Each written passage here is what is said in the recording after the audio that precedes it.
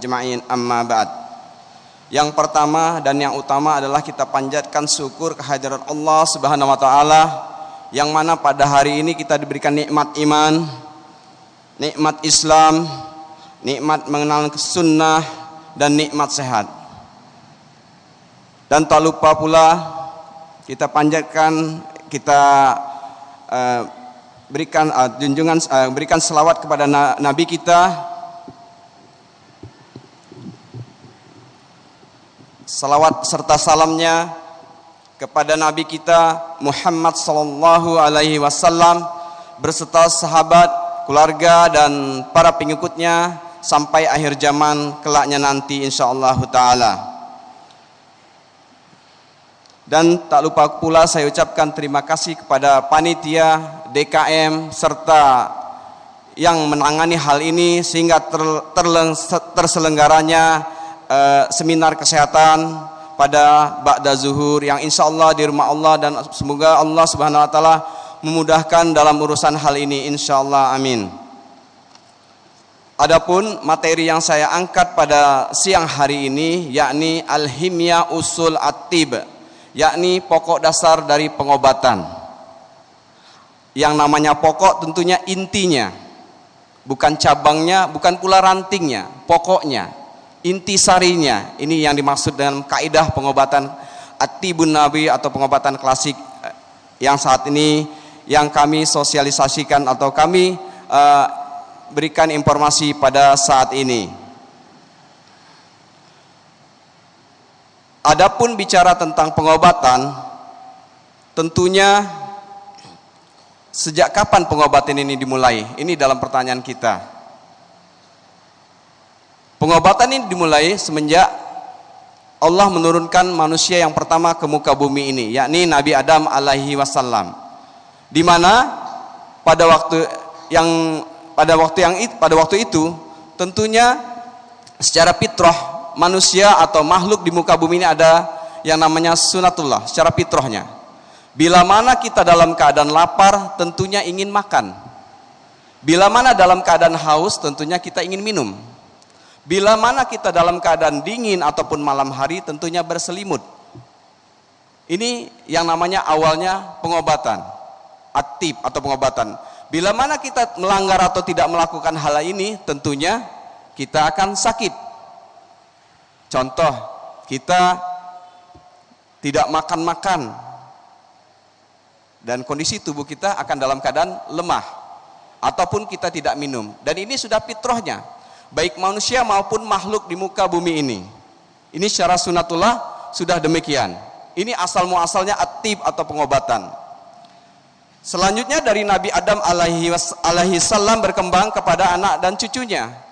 Tentunya mengikuti perkembangan berikutnya, yakni anak dan cucunya diperintahkan untuk bercocok tanam. Tujuannya untuk apa? Untuk bertahan hidup, menjaga kelangsungan hidupnya, untuk kesehatan tentunya keluarganya mereka. Selanjutnya bertani ataupun beternak dan lain sebagainya. Ini dasar kehidupannya, dasar awalnya, yakni sebagai penyakit fitrah. Adapun penyakit fitrah ini tentunya memang sudah demikian. Bila mana kita langgar tadi, contoh kita kehujan-hujanan akan menjadi masuk angin, sakit ya. Tentunya kita hangatkan tubuh kita biar tidak sakit.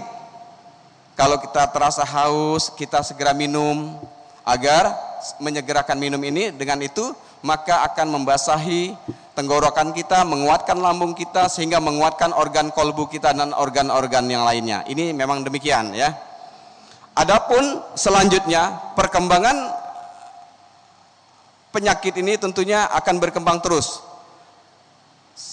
Begitu juga dengan peradaban manusia, yakni setelah anak cucunya Adam, tentunya pada zaman Nabi Nuh adanya banjir air bah.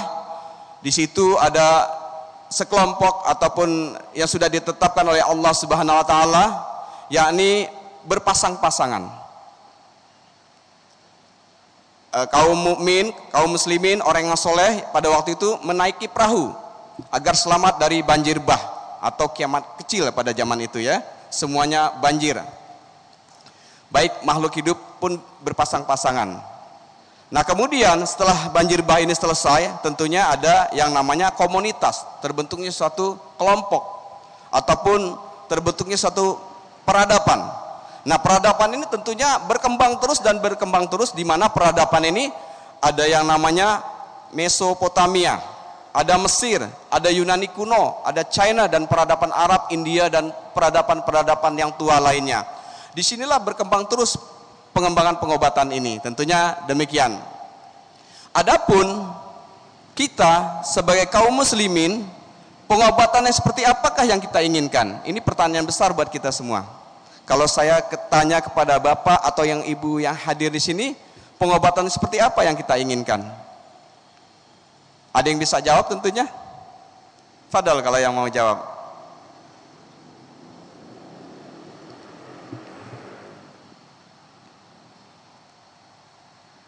Baik, tentunya pengobatan yang kita inginkan bagi kaum muslimin adalah pengobatan yang dicontohkan atau yang dilakukan oleh uswah kita, panutan kita, nabi kita, yakni sallallahu alaihi wasallam.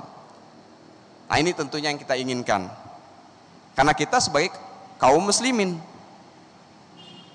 pengobatan yang bagaimana lagi yang kita inginkan? Sebaik-baiknya contoh adalah tentunya uswah kita, panutan kita itu nabi kita, rasul kita Muhammad sallallahu alaihi wasallam.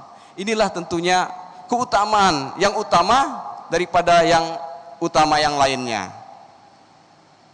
Karena kita mengikuti, adapun mengikuti ini tentunya utama sekali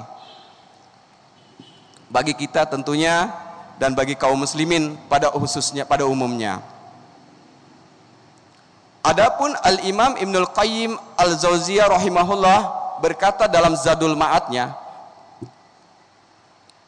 pengobatan itu dibagi menjadi 3 macam. Pertama, kekhususan untuk Nabi sallallahu alaihi wasallam.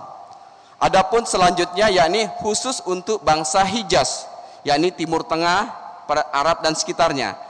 Dan yang ketiga adalah poinnya, yakni untuk manusia di seluruh permukaan bumi ini. Ini menurut Al-Imam Ibnul Qayyim dalam Zadul Ma'adnya. Jadi penyakit ini pengobatan ini dibagi menjadi 3 poin tadi ini. Ya, poin tadi yakni pertama, kekhususan untuk Nabi, selanjutnya untuk bangsa Hijaz, dan selanjutnya untuk masyarakat di permukaan bumi ini. Manusia di seluruh permukaan bumi ini. Nah, adapun masyarakat sekarang mengatakan ketiga poin ini dikatakan At-Tibun Nabawi. Ini dikenal dengan At-Tibun Nabawi. Ya ini At-Tibun Nabawi, dulu namanya bukan At-Tibun Nabawi karena pelakunya adalah Rasul, para sahabat dan tabi'in. Kemudian orang menamakannya kaum mukmin At-Tibun Nabawi. Nah, menurut Al-Imam Ibnul Qayyim, At-Tibun Nabawi tadi dibagi menjadi 3 poin. Khusus untuk Nabi, bangsa Hijaz, dan masyarakat seluruh manusia di permukaan bumi ini. Adapun pengobat klasik yang kami tekuni saat ini termasuk ke poin ketiga. Kalau menurut dari nukilan kitab Al-Imam Ibnul Qayyim Al-Jauziyah rahimahullah ta'ala ini. Kenapa? Karena pengobatnya secara syariah, ilmiah, alamiah, sederhana, dan tidak berlebih-lebihan. Masuk ke poin yang dijelaskan oleh Al-Imam Ibnul Qayyim Al-Jauziyah. Nah inilah namanya pengobatan yang sederhana berdasarkan Al-Quran, merujuk ke Al-Quran dan As-Sunnah. Pengobatannya secara syariah, ilmiah, alamiah, sederhana, dan tidak berlebihan. Adapun pengobatan tentunya banyak sekali. Apakah diberi kesembuhan oleh Allah Subhanahu wa Ta'ala? Tentunya ada yang diberi kesembuhan.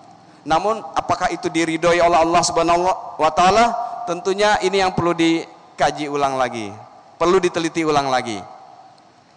Banyak saudara-saudara kita yang lainnya tentunya berobat di luar sana, ya macam-macam pengobatannya, dengan hal-hal yang goib ataupun hal-hal yang maksudnya dengan bantuan jin ataupun dengan yang lain-lainnya. Tentunya ini tidak diridhoi oleh Allah Subhanahu wa Ta'ala. Ada pengobatan, tentunya ada penyakit. Jadi Allah Subhanahu wa Ta'ala menciptakan ada sebab dan ada akibat. Ini sudah sunatullah, ini sudah fitrahnya. Ada siang, ada malam. ada wanita, ada pria, ada panas, ada dingin. Selalu diciptakan ada sebab dan ada akibat. Dan sebenarnya dengan ilmunya Allah Subhanahu wa taala tentunya semua akan bisa. Namun Allah demikian membentuknya selalu ada sebab dan ada akibat. Tidak ada yang bisa bagi Allah Subhanahu wa taala. Semuanya serba bisa kalau Allah menghendaki. Namun sudah sunatullahnya, sudah fitrahnya, yakni ada sebab dan ada akibat. Adapun sama, ada atib, ada pengobatan, ada juga penyakit. Kalau tidak ada penyakit, bagaimana ada atib atau pengobatan? Mau mengobatin apa? Tidak ada yang sakit, ya. Tentunya ini kaidah, yakni berpasang-pasangan. Ada panas, ada dingin. Nah, definisi penyakit ini seperti apa? Seseorang itu dikatakan sakit itu bagaimana? Al-Imam Ibnul Qayyim mengatakan, di mana bila mana seseorang dikatakan sakit, yakni keluarnya kondisi tubuh normalnya menjadi tidak normal, atau kondisi tubuh seseorang keluar dari kaidah alamiahnya.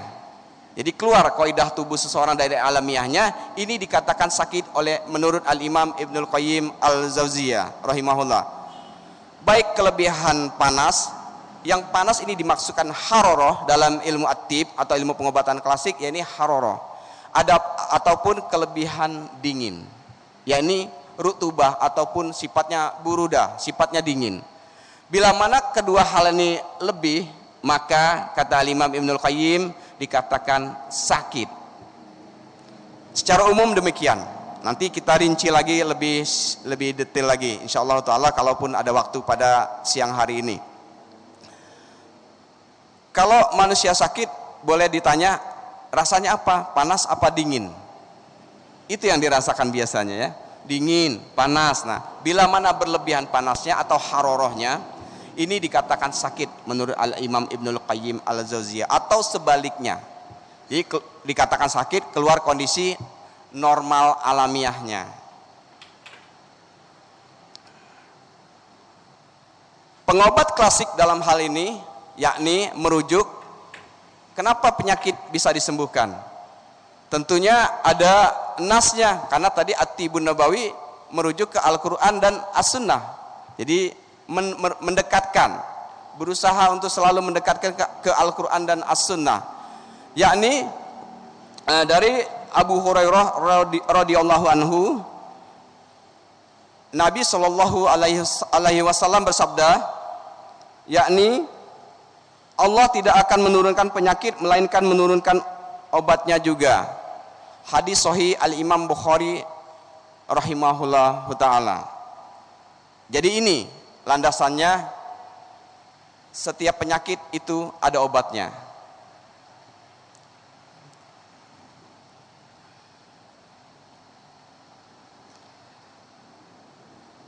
Nah, ini kenapa penyakit bisa disembuhkan? Rujukan pengobat klasik ini dalilnya, yakni Allah tidak akan menurunkan penyakit melainkan menurunkan pula obatnya juga.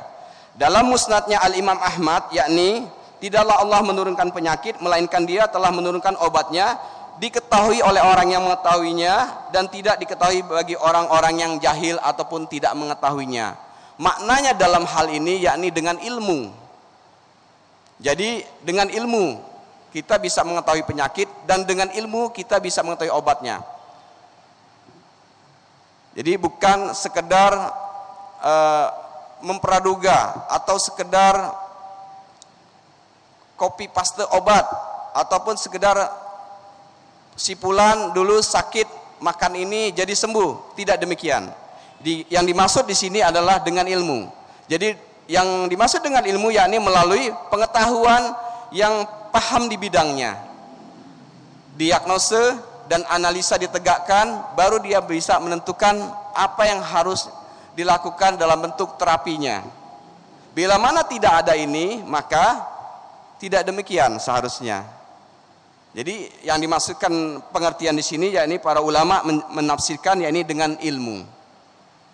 Ya, bagi yang tidak mengetahuinya ya tidak tahu, bagi yang mengetahuinya tentunya dia tahu dan paham, faqih di bidangnya. Berarti tegaknya di sini diagnosa dan analisa. Setelah tegaknya diagnosis dan analisa, baru bisa menentukan jenis terapinya. Konsumsi apa, makan apa, berapa lama makannya, kedalaman penyakitnya sampai di mana, tingkat penyakitnya sejauh mana, dan sampai di mana. Ada tentunya pemahaman selanjutnya nantinya. Penyakit tingkat keberapa, adapun obatnya seperti apa, dosisnya bagaimana, yang dikonsumsi apa saja, yang tidak boleh dikonsumsi apa saja. Jadi tidak sesederhana apa yang kita biasa lakukan melalui ilmu yang dimaksudkan ini. Adapun bila mana seseorang tidak sembuh, tentunya ini adalah ilmu Allah menutupi ilmunya manusia. Karena ini adalah haknya Allah Subhanahu wa taala. Karena ini secara umum, baik yang sudah sakit parah, sakit seperti apapun, tidak, Allah selalu menurunkan obatnya. Kenapa dia tidak sembuh? Karena Allah menutupi ilmunya tadi kepada si dokternya atau tabibnya tadi itu. Karena ini haknya Allah. Bila mana orang itu sudah berusaha dan berobat dan selalu mengharapkan kesembuhan dari Allah Subhanahu wa taala, adapun ketetapan lain, tentunya ini adalah haknya Allah Azza wa Jalla. Sesungguhnya kesembuhan bisa dilihat namun tidak bisa dibuat. Ini mungkin kata mutiara yang pas buat yang seperti ini. Kita bisa lihat sebagai seorang tabib, namun kita tidak bisa membuat kesembuhan itu. Haknya Allah Azza wa Jalla.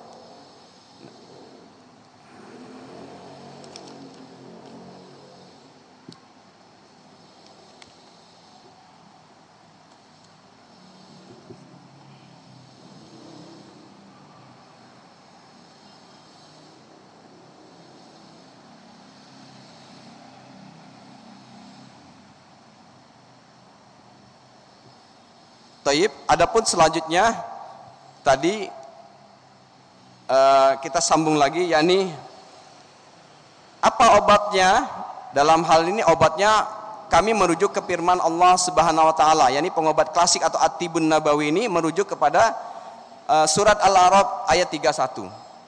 Yakni di sini disebutkan wakulu wasrabu walatusribu. Makan dan minumlah, jangan berlebih. Dalam hal ini ada dua hal, ada perintah, ada larangan. Makan dan minumlah adalah perintahnya Allah Subhanahu wa taala, adapun larangannya jangan berlebih. Dan dilanjutkan innahu la yuhibbul musrifin, yakni Allah tidak menyukai orang-orang yang berlebih. Al-Imam Ibnul Qayyim menjelaskan bila mana orang berlebih maka orang itu bisa sakit. Adapun Al-Imam Ibnu Katsir dalam tafsirnya, yakni dari surat Al-A'raf ini, para ulama terdahulu, yakni ulama salaf mengatakan dari separuh ayat ini, yakni mencakupi seluruh pokok pengobatan. Dan dilanjutkan oleh perkataan Al-Imam Ibnu Katsir bahwa surat Al-A'raf ini Allah Subhanahu wa taala menggabungkan, menyatukan seluruh pengobatan. Jadi At-Tibbun Nabawi atau pengobatan Tibbun Nabawi ini yakni hanya di separuh ayat ini. Menurut Al-Imam Ibnu Katsir dalam tafsirnya. Nanti Bapak bisa buka ya tafsirnya Al-Imam Ibnu Katsir. Yakni Allah Subhanahu wa taala menggabungkan seluruh pengobatan di separuh ayat ini.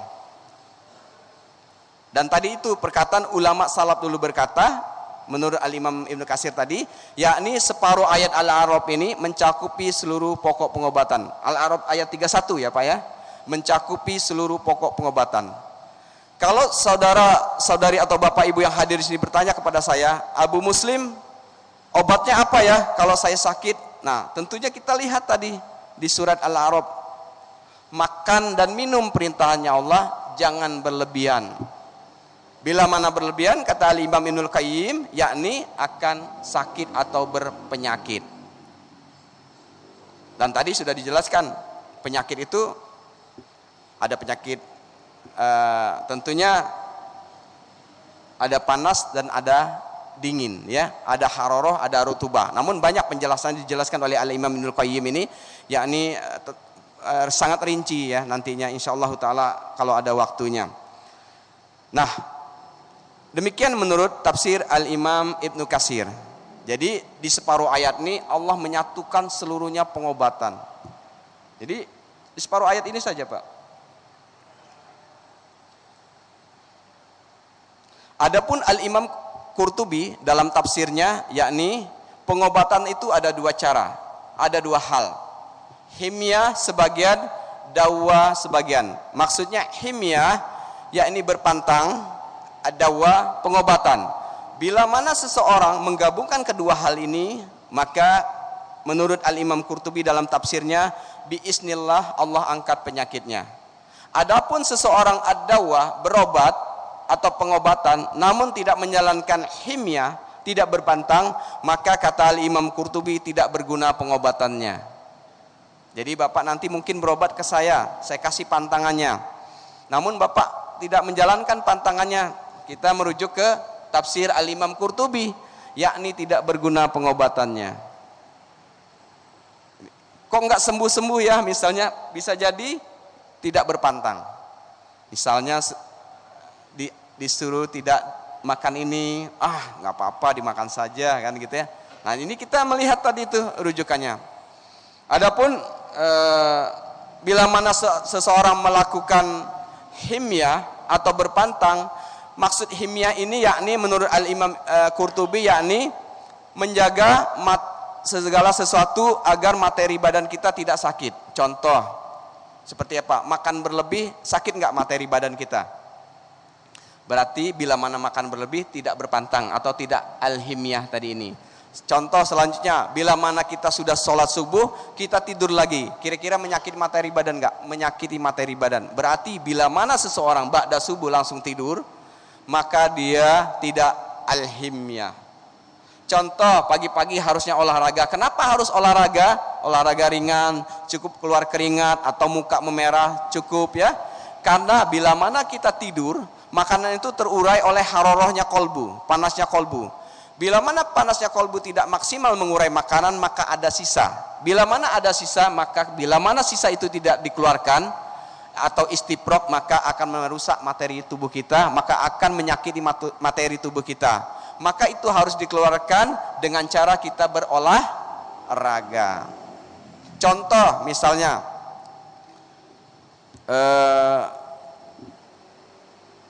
habis makan langsung tidur dan lain sebagainya. Intinya segala sesuatu yang merusak atau yang menyakiti materi badan.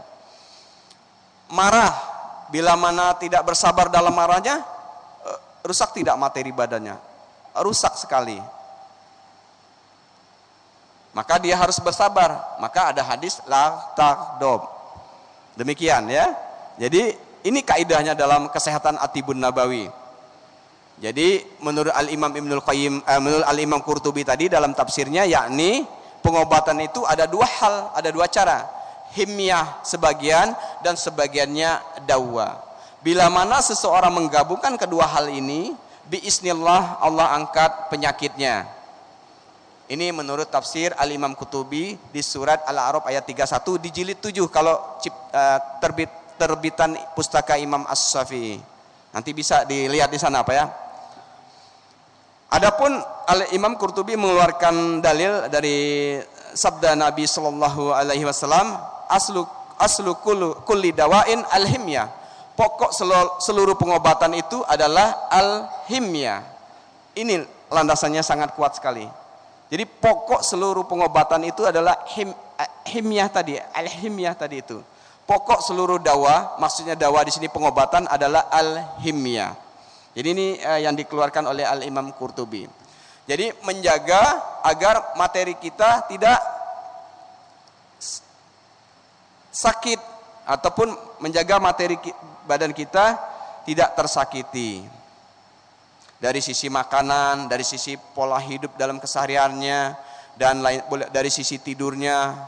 Contoh, bila mana kita kurang tidur, tentunya akan menyakiti materi badan kita. Bila mana kita kerja berlebihan, akan menyakiti materi badan kita.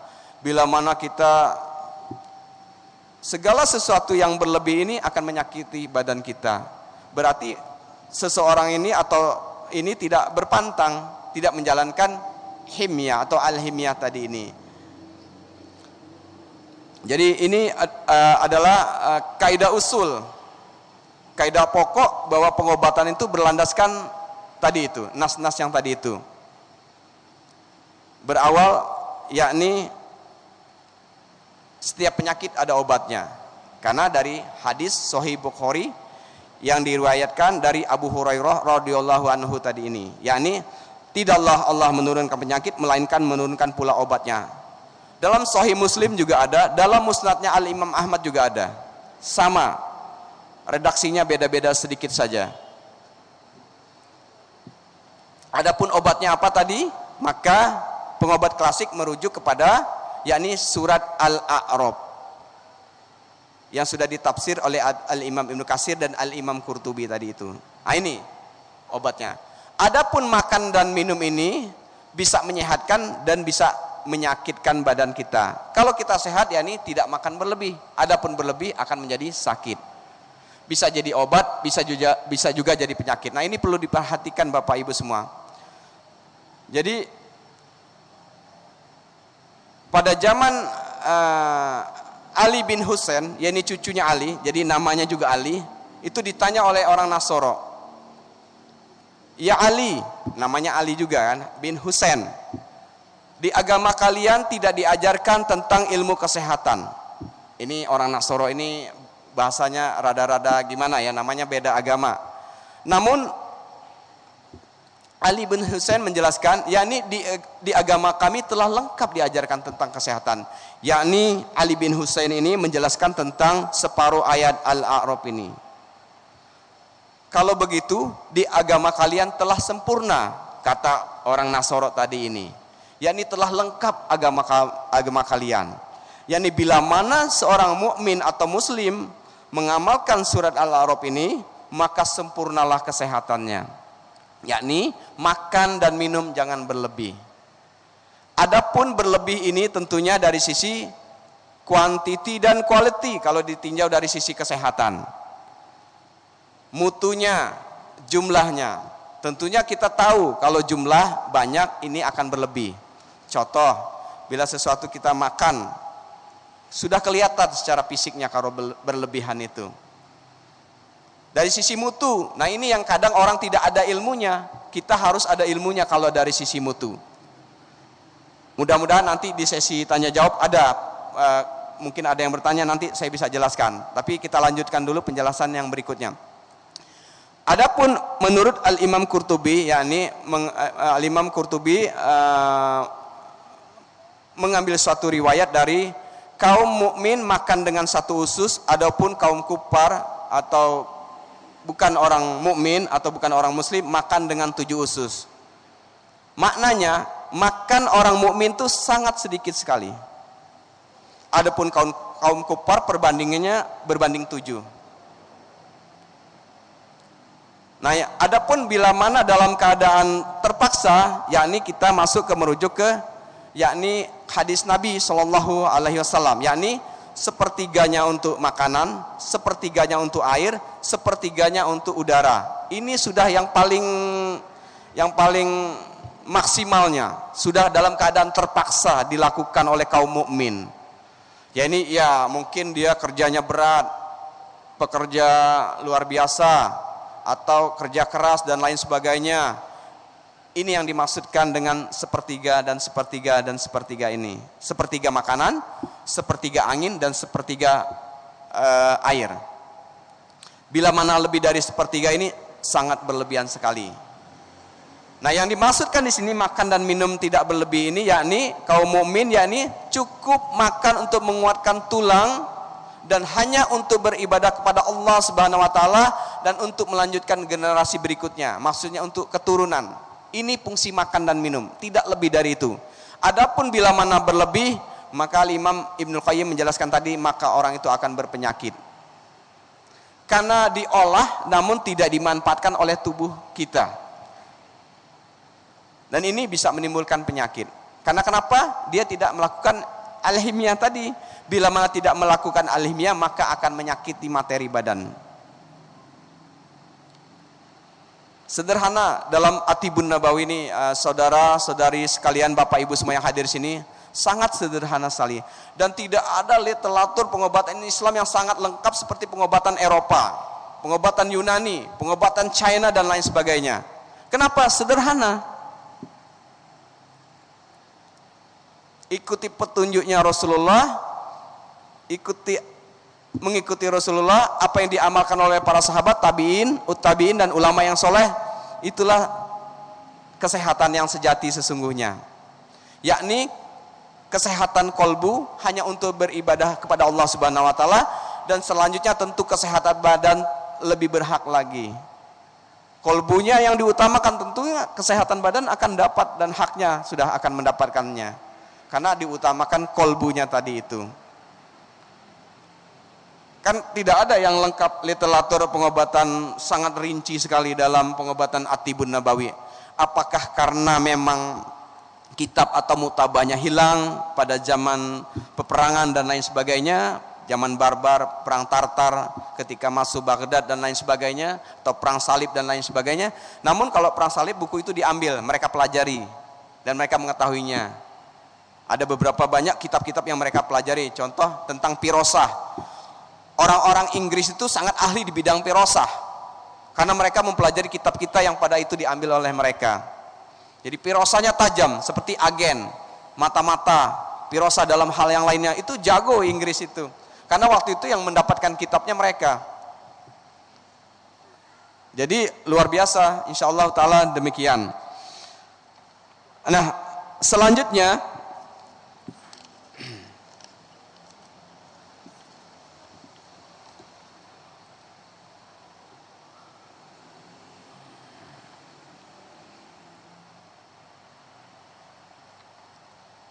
adapun Al-Imam Ibnul Qayyim membagi penyakit itu terbagi menjadi dua bagian. Poin yang pertama, yakni penyakit kolbu. Nah, ini kolbu penting, Pak. Karena kolbu ini usul utama. Penyakit kolbu dibagi dua menurut Al-Imam Ibnul Qayyim. Pertama yaitu subhat dan syak atau keraguan. Yang selanjutnya syahwat dan hawa nafsu. Ini penyakit kolbu ini. Bila mana terdapat kedua hal atau keempat hal ini, maka dikatakan kita berpenyakit dalam kolbunya, yakni subhat dan syak, syahwat dan hawa nafsu. Ini penyakit kolbu. Adapun penyakit ini tidak saya bahas. Ini adalah pembahasan para asatid kita, para ustadz kita. Karena ini bagiannya dan ada haknya, bukan hak saya tidak berhak untuk menjelaskannya. Adapun penyakit badan, nah ini menurut Al-Imam Ibnul Qayyim itu dijelaskan oleh Allah Subhanahu wa taala dalam surat An-Nur 61. Tidak ada halangan bagi orang yang pincang, bagi orang yang buta, dan bagi orang yang sakit untuk beribadah kepada Allah Subhanahu wa taala. Ini Allah tegaskan, ada orang yang pincang, orang yang buta, orang yang sakit. Jelas sekali di sini jelaskan oleh Allah, berarti sakit itu ada. Karena di keterangan surat An-Nur demikian. Ya. Ini Allah jelaskan penyakit badan. Buta, pincang, sakit. Adapun sakit ini tentunya tadi ini, ya ini keluar kondisi tubuh seseorang dari kaidah alamiahnya. Adapun buta tentunya ini ada cacat lahir, ini penyakit yang namanya penyakit yang sudah ditetapkan oleh Allah Subhanahu wa taala. Contoh, telinganya tidak ada semenjak lahir, kakinya dan lain sebagainya. Tentunya ini beda, tidak bisa disembuhkan. Ada penyakit yang bisa disembuhkan, ada penyakit yang tidak bisa disembuhkan.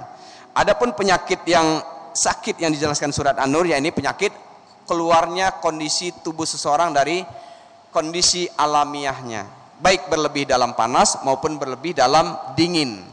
Dan ini butuh penjelasan lebih lanjut lagi tentunya. Ini yang dikatakan sakit ini badannya. Adapun Al-Imam Ibnul Qayyim menjelaskan selanjutnya, secara umum tadi itu kelebihan hararah ataupun kelebihan rutubah, kelebihan panas ataupun kelebihan dingin. Nah, dijelaskan lagi oleh Al-Imam Ibnul Qayyim, yakni apakah panas kering, apakah panas lembab, apakah dingin kering, apakah dingin lembab. Sederhana penyakit. Kalau panas diapakan, Pak? Didinginkan. Kalau dingin diapakan? Dihangatkan, ya. Ini konsep pengobatan Islam yang berlaku di seluruh dunia permukaan bumi ini. Sangat sederhana dalam mengobatin. Adapun tentunya butuh analisa dan pengetahuan untuk menentukan dia ini panas atau dingin. Tapi secara umum sederhana, gampang sekali. Penyakit panas sering orang mengompres dan lain sebagainya. Ada riwayat dari Nabi Shallallahu Alaihi Wasallam, bila panas mandi panas. Tapi tentunya ini harus ada pengetahuan yang lebih lanjut lagi. Sederhana ya Pak ya, bila mana panas didinginkan. Bagaimana cara mendinginkannya? Sederhana. Perintahnya Allah tadi apa? Makan dan minum. Berarti kalau panas carilah makanan yang dan minuman yang menyejukkan. Bila mana badannya dingin, carilah makanan dan minuman yang menghangatkan. Sederhana Pak, sangat sederhana sekali dalam Islam. Adapun bila mana kaum mukmin tadi itu makan dengan 7 usus, nah ini yang sulit dalam pengobatannya. Tentunya kata Imam Ibnul Qayyim Al-Jauziyah rahimahullah, yakni penyakit perkotaan, yakni mengikuti kaum orang di luar sana, yakni kufar Nasoro dan Yahudi dan Nasoro. Bila mana kita mengikuti mereka, tentunya penyakitnya sama persis seperti mereka.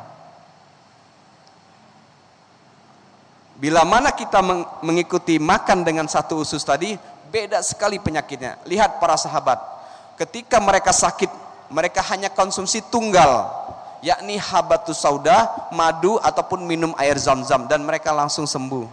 Karena kenapa? Karena makannya mereka memang makan seperti orang mukmin pada umumnya, bukan makan seperti orang non mukmin atau orang kufar dengan 7 usus tadi itu. Perhatikan dalam hal makanan. Lihat para sahabat, tabi'in, uttabi'in, dan ulama-ulama yang soleh, termasuk para imam, Imam Asy-Syafi'i, Imam Ahmad, Imam Malik, dan para imam-imam yang lainnya, Imam Bukhari dan lain sebagainya. Bagaimana adab mereka dalam makanan? Sangat sederhana dan tidak berlebihan.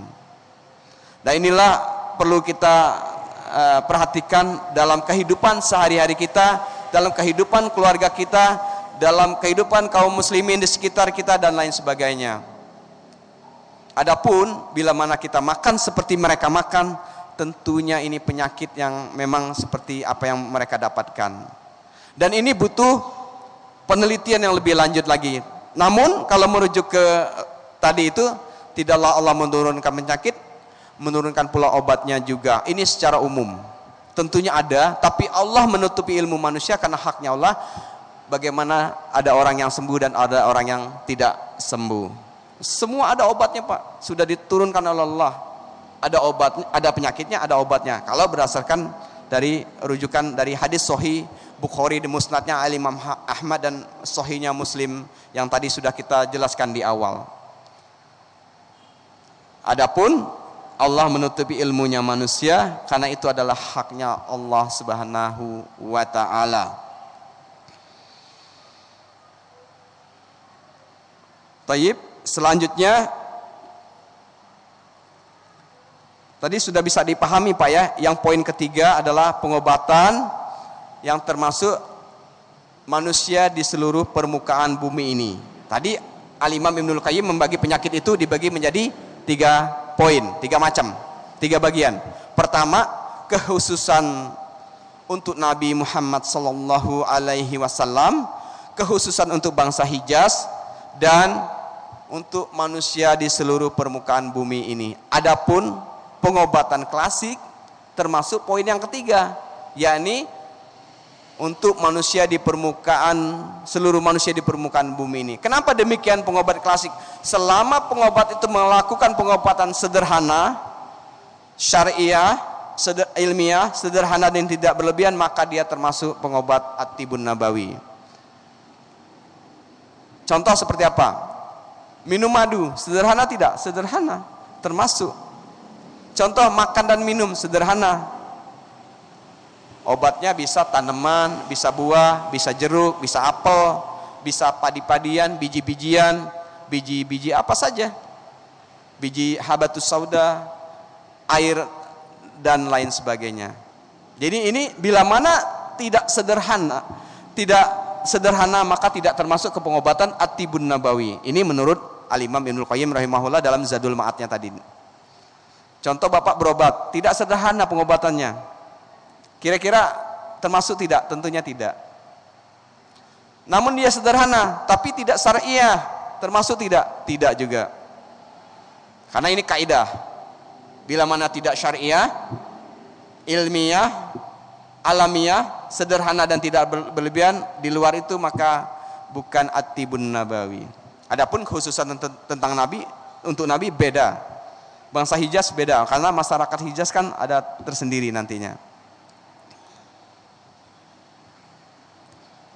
Adapun kaidah pengobatan badan selanjutnya Al-Imam Ibnul Qayyim membagi menjadi 3 juga, yakni hibzul sihah, menjaga kesehatan, al-himyah, anil mauzi, yakni maksudnya menjaga materi badan, menjaga segala sesuatu yang menyakiti materi badan. Al-himyah anil mauzi. Selanjutnya yang ketiga yakni istiprok, al-mawadi al-fasad. Ya ini mengeluarkan materi badan. Bila mana tidak dikeluarkan materi badan ini maka akan rusak.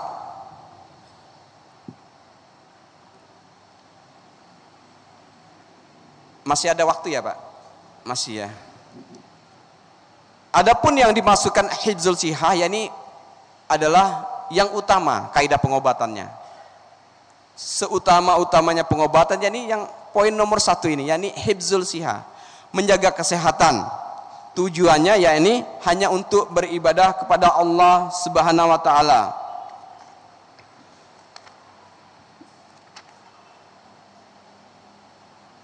Adapun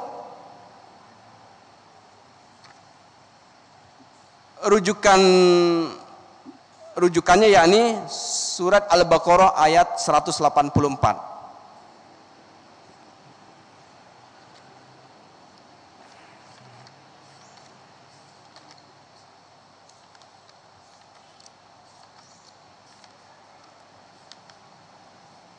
Yakni kurang lebih artinya bila mana sapar ataupun sakit, tapi nanti bisa dilengkapi lagi Pak ya, karena saya nggak begitu hafal redaksinya. Bila mana dalam keadaan sapar ataupun sakit maka diberikan uzur untuk tidak saum. Kenapa? Karena bila mana dalam keadaan sapar orang itu tetap saum maka sangat melelahkan sekali, diberikan uzur.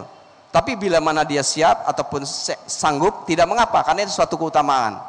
Nah, pengambilan rujukannya dari Al-Baqarah 184 ini, yakni bila mana dalam keadaan sapar ataupun sakit maka Allah memberikan uzur untuk tidak saum. Kenapa? Al-quwah.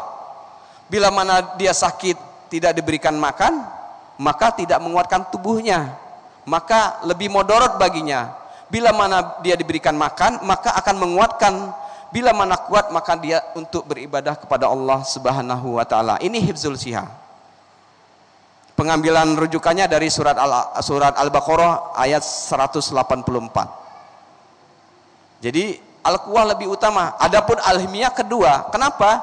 Al-himyah ini berpantang. Bila mana dalam keadaan darurat maka al-himyah ini bisa dilanggar. Contohnya apa? Dari Nabi Adam alaihissalam yakni ketika Nabi Adam dilarang memakan buah di surga, namun Nabi Adam melanggarnya.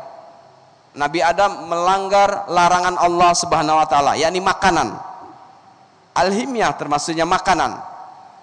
Nabi Adam dikeluarkan dari surganya Allah dan akhirnya taubatnya Nabi Adam diterima oleh Allah Subhanahu wa taala.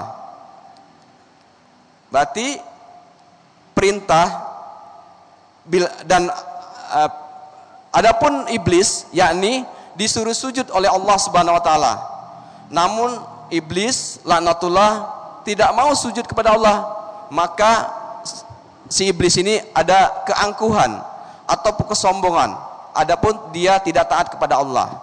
Maknanya perintah ini lebih besar daripada larangan.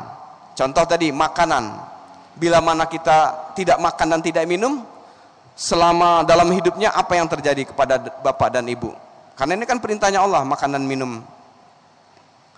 Kalau larangan kan lebih ringan.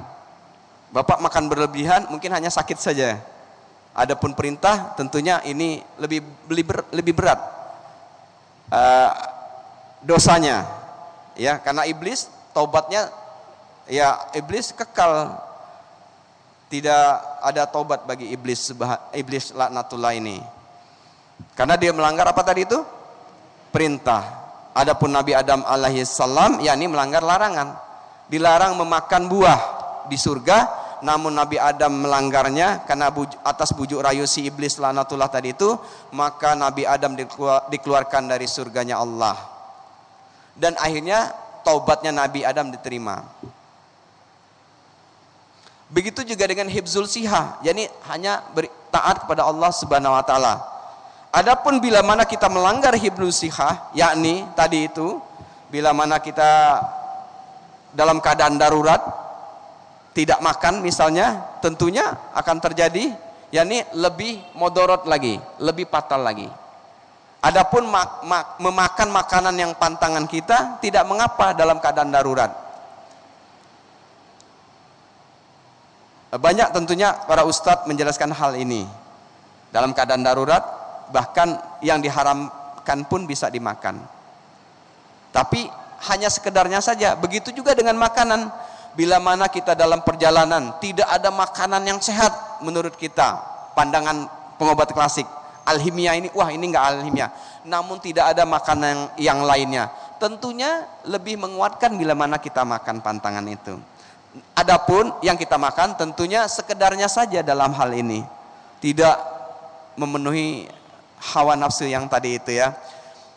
Kan ini darurat, kita makan bolehlah 3 piring misalnya, kita makan ini itu sesuka-sukanya. Tentunya ini di luar kaidah tadi itu. Ya mungkin itu menjadi subhatnya kita, alibinya kita, mumpung lagi dalam safar, kita makan ini, makan itu, makan dan segala macam. Kan darurat katanya seperti itu. Tidak demikian maksudnya. Yang maksud darurat yakni makan hanya untuk menguatkan organ tubuh kita saja. Ini yang dimaksudkan dengan hifzul siha, yakni melanggar alhimiyah tadi. Adapun alhimiyah yakni berpantang, menghindari segala sesuatu yang menyakiti materi badan kita atau materi tubuh kita. Bila mana kita melakukan ini dengan niat untuk menunjang hifzul siha, maka sangat bermanfaat sekali. Tadi dijelaskan oleh Al-Imam Qurtubi, al-himiyah ad-dawa tadi itu, ya. yakni bila mana seseorang berobat tidak menjalankan al-himiyah, maka tidak berguna pengobatannya. Adapun bila mana seseorang melakukan hifzul siha, insya Allah itu yang lebih utama. Adapun al-himiyah tujuannya untuk menunjang hifzul siha. Karena dengan kita berpantang, badan kita sehat, badan kita kuat untuk beribadah kepada Allah Subhanahu wa taala. Adapun berpantang melakukan al-himiyah tidak ada tujuannya, tidak akan berguna kalau tidak ada tujuannya untuk beribadah kepada Allah Subhanahu wa taala. Bapak ingin diet, pengennya kurus saja. Kira-kira bagaimana menurut Bapak dan Ibu yang hadir di sini? Tentunya tujuannya lain yang dimaksudkan, ya. Ya, tentunya tidak berguna buat kita. Buat apa kita kurus kalau tidak untuk niatkan beribadah kepada Allah Subhanahu wa taala. Adapun istiprok yakni al-mawadi al-fasad, yaitu mengosongkan materi yang rusak, di mana kita mengambil rujukan yakni ketika orang umroh dan haji. Bila mana orang umroh dan haji itu dicukur rambutnya. Tujuannya untuk apa? Mengosongkan materi, uap di kulit atau kutu, rambut, penyakit yang ada di kepala dan tubuh kita. Coba Bapak kalau digundul, terasa lebih enteng nggak kepalanya? Seger ya, itu ya, kalau dibotak. Itu materinya keluar. Kulit ini kan mempunyai materi. Uap, bila mana keluar, dia akan sehat. Nah ini yang dimaksudkan istiprok al-mawadi al-fasad, yakni mengosongkan materi-materi yang rusak. Contoh, kalau bapak marah, kira-kira merusak tidak materi badan ini? Kalau marah, akan rusak, ya ini tentunya darahnya yang akan rusak. Panas pembuluh darahnya dan dia bisa pecah. Adapun bila mana kita keluarkan, yakni dengan al-hijamah atau berbekam, maka tidak merusak materi badan karena dia sudah keluar. Nah, adapun istiprok ini ada 10 hal. Bila mana rasa haus, keluarkan rasa hausnya dengan minum. Coba kalau bapak tahan, beda dengan puasa karena ini perintah Allah Subhanahu Wa Taala ya. Di luar kaidah ini, maksudnya bapak haus sekali, tapi bapak tidak minum. Kuat mungkin 1 minggu, mungkin ya, atau lebih dari itu. Tentunya ini akan merusak karena tidak istiprok, tidak dikeluarkan. Bila mana tidak dikeluarkan, rasa haus ini akan menimbulkan penyakit. Rasa lapar, bayangkan kalau bapak tidak keluarkan rasa lapar nih. Dengan apa cara mengeluarkan rasa lapar? Dengan makan. Kira-kira kalau lapar makan enak ya pak ya? Iya. Beda dengan yang tidak lapar ya. Nah ini caranya mengeluarkan materinya agar tidak rusak. Selanjutnya buang angin. Tahan saja anginnya tidak keluar-keluar. Bahkan menurut informasi dari yang kita terima, ada orang yang mengeluarkan biaya jutaan rupiah bahkan lebih dari itu hanya untuk buang angin saja. Selanjutnya buang air kecil atau BAK, buang air seni. Bila mana tidak keluar akan terjadi apa? Oidem, pembengkakan. Banyak sekali orang-orang yang fungsi kilyah atau ginjalnya itu tidak berfungsi dengan baik, akan terjadi pembengkakan. Kenapa? Karena kilyah atau ginjal ini punya kantong yang berongga, yakni kantong kemih. Yang mengendalikan kantong kemih adalah ginjal. Bila mana ginjalnya kurang berfungsi dengan baik, maka kantong kemihnya tidak mampu mengeluarkan air seninya. Akhirnya terjadi oidem, pembengkakan di mana-mana. Jadi sederhana juga dalam pengobatan hal ini ketika orang ada terjadi pembengkakan di kaki dan lain sebagainya. Kalau dilihat dari kaidah ini. Jadi istiprok, keluarkan air seninya. Tentunya ada obatnya yang mengeluarkan ini, butuh analisa dan butuh diagnose. Nanti boleh bertanya kalau ada kesempatan dan waktunya ya. Jadi istiprok, bila mana orang ini tidak mengeluarkan air seninya, maka akan sangat merusak materi badan. Darah, maka bila mana darah ini tidak dikeluarkan ketika dia bergejolak atau tabayuk atau menggumpal, maka sangat merusak sekali. Jadi syaratnya berbekam ada 2 hal, tabayuk dan damun bihaja. Tabayuk dam maksudnya darah bergejolak atau damun bihaja maksudnya darah bergejolak. Tabayuk darah akan bergejolak atau menggumpal atau membeku. Bila mana ini tidak dikeluarkan, maka akan merusak materi badan, maka adanya al-hijamah.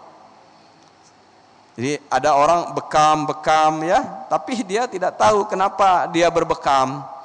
Tentunya ada 2 hal tadi itu alasnya berbekam. Tabayuk dam atau damun bihaja. Darah tabayuk dam itu darah menggumpal atau membeku. Damun bihaja itu bergejolak. Apa ciri-cirinya? Nih sudah mulai nggak enak rasanya di sini. Itu mulai tabayuk, darah tabayuk. Kalau damun bihaja kesenggol marah. Itu damun bihaja. Segeralah hijamah. Kesenggol dikit mobilnya, marahnya kemana-mana, itu damun bihaja, darah bergejolak. Perlu dikeluarkan ya. 10 hal tadi itu termasuk ya. Rasa ngantuk, bila mana tidak dikeluarkan dengan tidur, apa yang terjadi? Merusak materi badan. Banyak orang menahan kantuknya, pecah matanya, keluar darah. Saking ngantuknya, ditahan-tahan, keluar darah dari bola matanya. Ngantuk, karena ngantuk ditahan. Jadi kalau ngantuk tidur pak, istirahat dulu ya, jangan dipaksakan untuk kerja terus. Nanti termasuk kategori yang ketiga, tidak istiprok. Bila mana tidak istiprok, maka akan merusak materi badan. Jadi ini konsep pengobatan yang ketiga menurut Al-Imam Ibnu Qayyim, istiprok, termasuk bekam dan istiprok. Ada juga al-qai, muntah. Bila mana sesuatu yang tertimbun banyak di perut kita, timbunan, dahak, lembab, makanan, materi badan, bila mana ini tidak dikeluarkan maka akan merusak. Bisa kaku, bisa stroke, bisa ngantuk terus, bisa lemes terus, bisa loyo terus, semua urat tidak bisa bergerak, termasuk semua urat, loyo, letih, lesu, 4L, apalagi letoy dan lain sebagainya.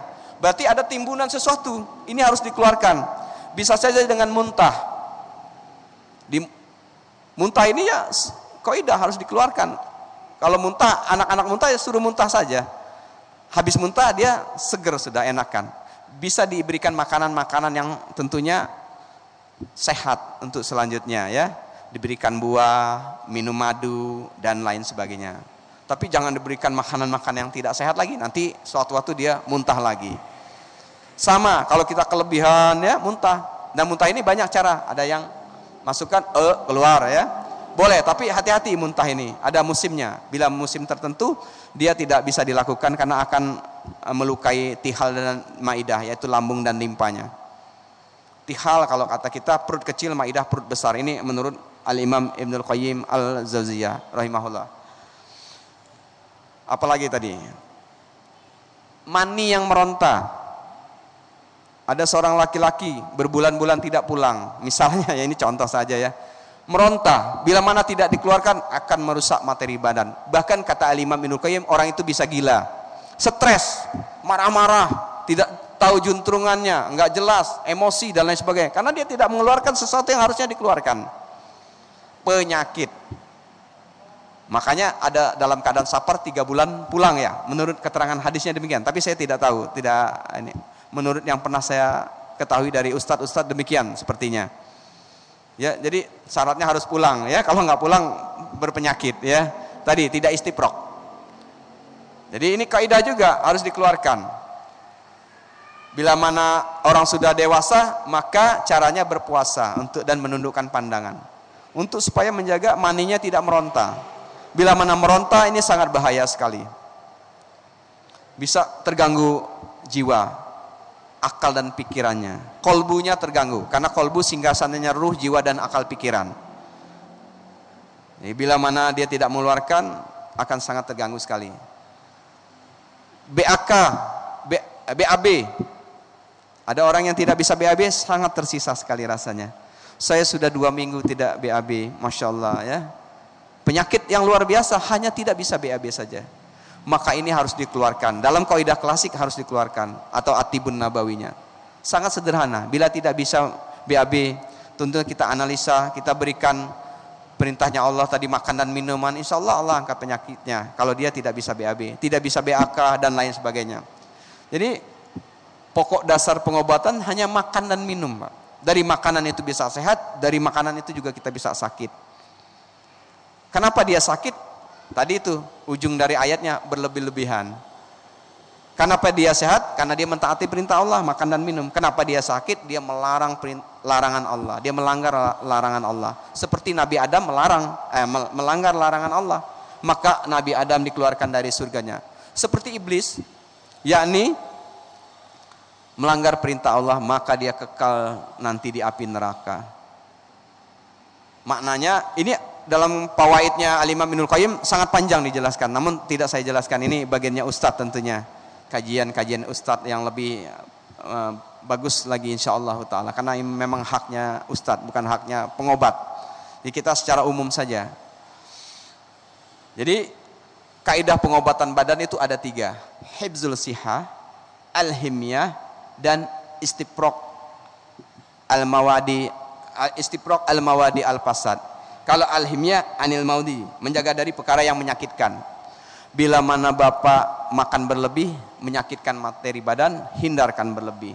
Bila mana Bapak habis subuh tidur, jadi tidur ini ada hal yang terlarang. Ada 2 waktu yang terlarang tidur, malam dan siang. Waktu siang kapan? Awal duha dan ba'da asar. Waktu malam kapan? Ba'da maghrib sampai isya sama ba'da subuh. Ini tidur yang terlarang.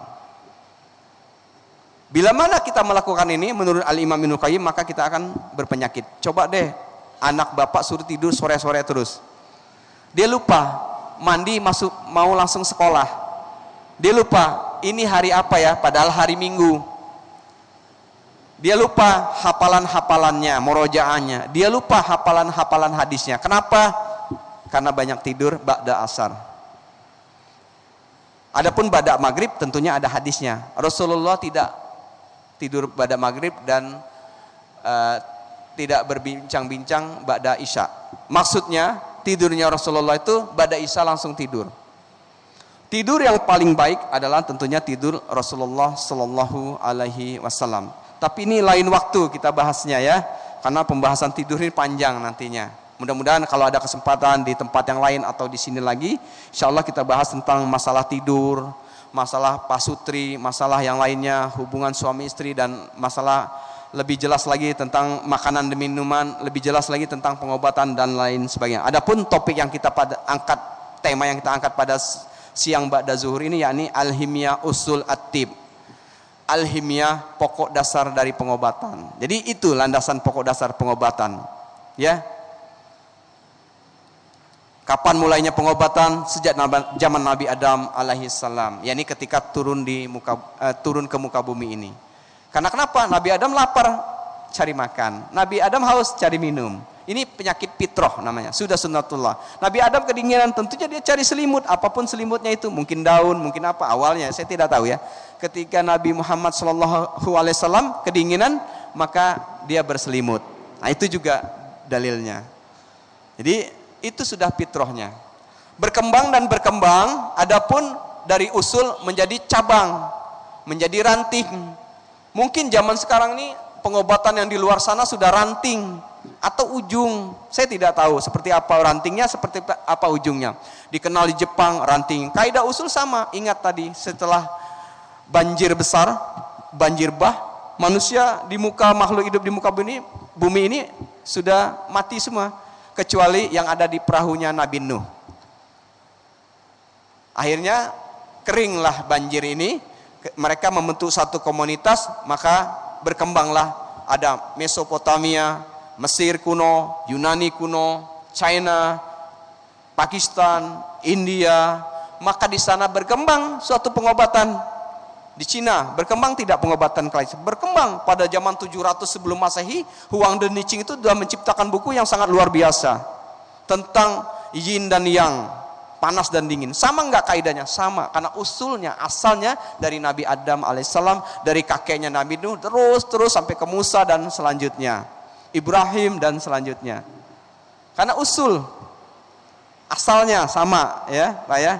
Adapun yang lain-lainnya itu rantingnya mungkin ya.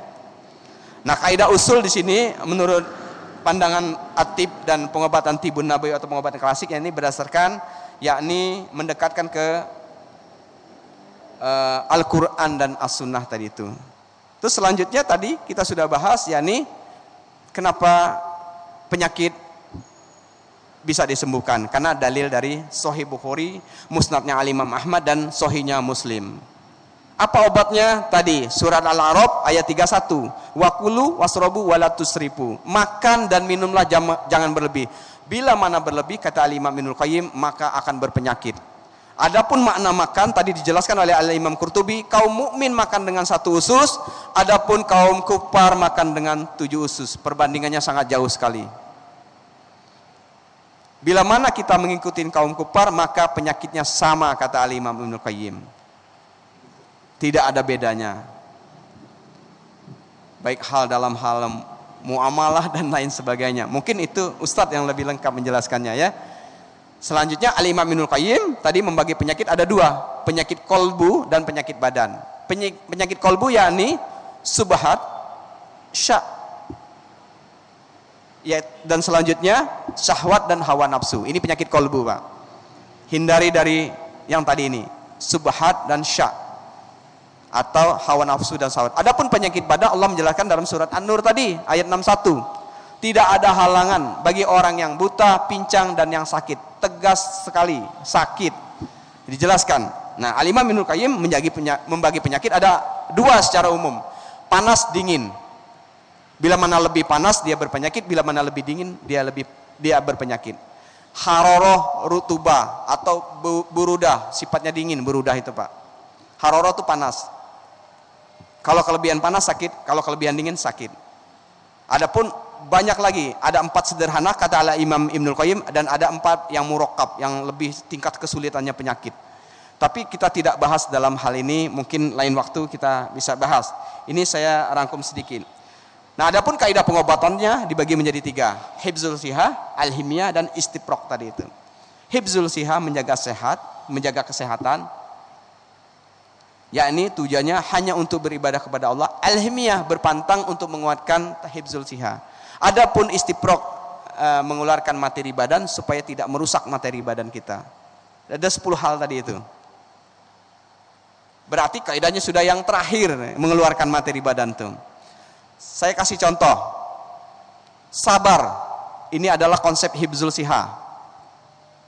Tidak marah, konsep alhimiyah. Bila mana marah, dikeluarkan darahnya. Berarti konsep yang ketiga, istiprok. Inilah kaidahnya dalam pengobatan at-tibun nabawi.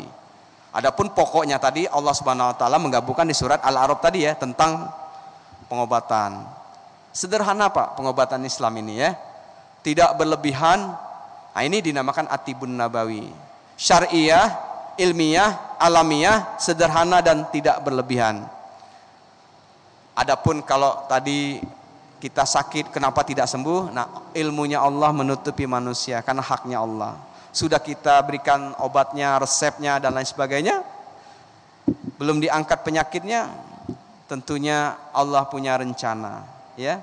Demikian, Pak ya. Oke. Sebenarnya satu buku ini untuk daurah, ya. Biasanya 1 atau 2 hari.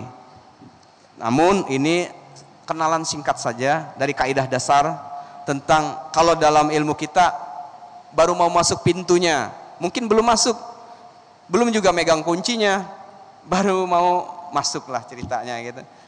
Dasarnya. Tapi kaidah usul ini Masya Allah Pak. Tadi itu Al-Husain bin Ali ditanya, maka kalian tidak butuh pengobatan kami. Maksudnya tidak butuh pengobatan yang lainnya. Kalau telah tadi itu. Masya Allah ya Pak ya, sederhana. Kalau ditanya Abu Muslim, saya sakit apa obatnya? Saya cuma merujuk ke surat Al-A'raf saja jawabnya. Ya.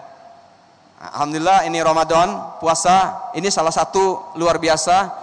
Di samping kita mendapatkan pahala dan amalan yang luar biasa dari Allah Subhanahu wa taala, karena Allah sendiri yang mengganjarnya nantinya, memberikannya, yakni di samping ditinjau dari sisi kesehatannya, yakni ini merupakan menjaga kesehatan yang sangat luar biasa sekali. Menurut para pakar, detoksifikasi yang sangat tua. Beda, kalau Bapak puasa apa yang terjadi? Bapak kena kipas angin, tidak masuk angin. Coba kalau makan berlebih, langsung masuk angin. Bapak tidur di lantai dingin-dingin, tidak akan kembung perutnya kalau Bapak berpuasa. Kenapa? Materi badannya luar biasa. Tidak berlebihan tadi itu. Bila mana Bapak banyak minum, Bapak tidur di lantai, langsung sakit. Rasakan manfaat bulan puasa ini. Nah, ini training campnya kita kaum mukmin. Trainingnya kita, latihannya untuk setelah Ramadan selesai. Bila mana selama Ramadan ini kita lakukan seperti bulan-bulan yang setelah Ramadan, inilah yang dimaksudkan tadi itu.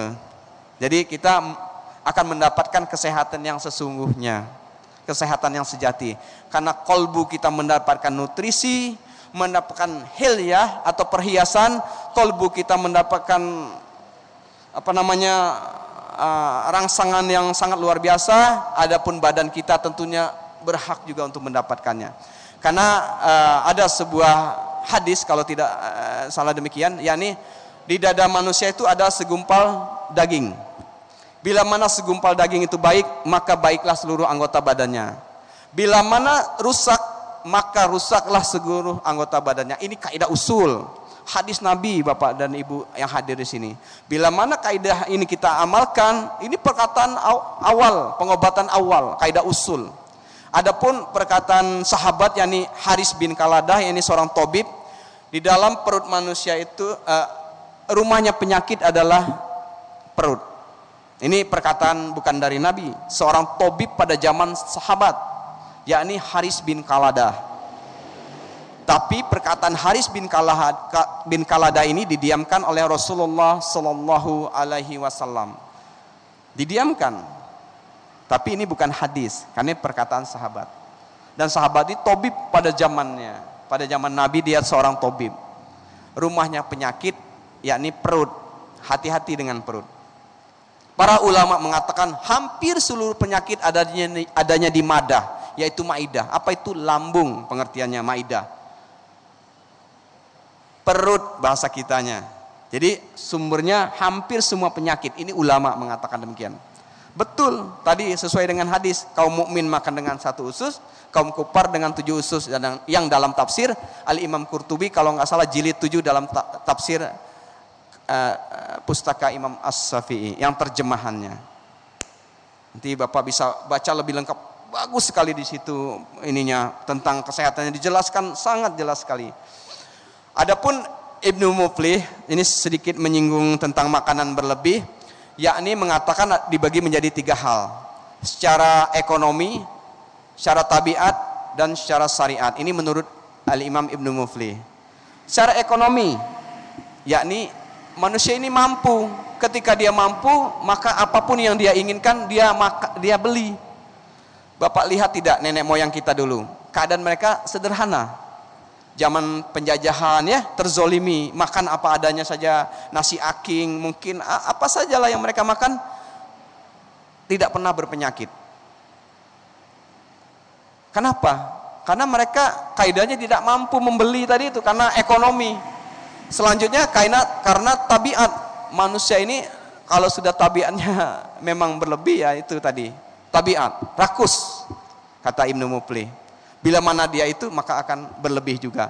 Selanjutnya dari sisi syariat, halal dan haram tentunya. Bila mana ada subhat, tentunya tadi Al-Imam menjelaskan penyakit ya. Kita makan terus halal dan haram, tiba-tiba anak kita autis, tiba-tiba anak kita bla bla dan penyakit dan lain sebagainya. Kita tentunya koreksi diri kita. Karena waktu kita makan, bisa saja kita bersenggama dengan pasangan hidup kita, terjadilah qadarullah, ketetapan Allah, janin itu berbentuk nutfah. Segumpal darah, segumpal daging, tulang mulang ditiupkan roh, dan lahir, ruh 9 bulan baru lahir. Dan terjadilah keadaan yang ditetapkan oleh Allah Azza wa Jalla. Nah ini tentunya penyakit ya, menurut syariat. Ini Ibnu Muflih mengatakan berlebih itu ada 3 hal. Ya, ekonomi, tabiat, dan syariat. Perhatikan 3 hal ini. Bila mana kita mampu, tetap kita menjaga tidak berlebihnya. Ya. Kalau tabiat, hati-hati juga dengan tabiat. Harus kita jaga. Ya, kalau menurunkan hawa nafsu ya luar biasa. Pengennya enak semua ya, enak terus. Tentunya penyakit sudah menanti kita. Dan ya kita bisa lihat di sekeliling kita saat ini demikian.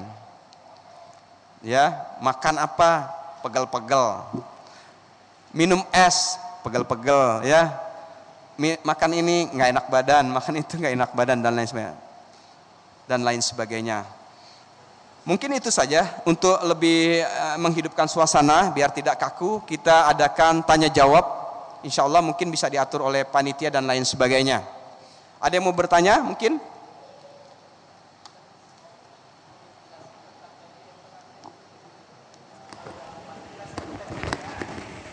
Kualitas itu maksudnya bagaimana, Ustaz? Apa kita nggak boleh makan yang kualitasnya baik-baik atau gimana gitu, Ustaz?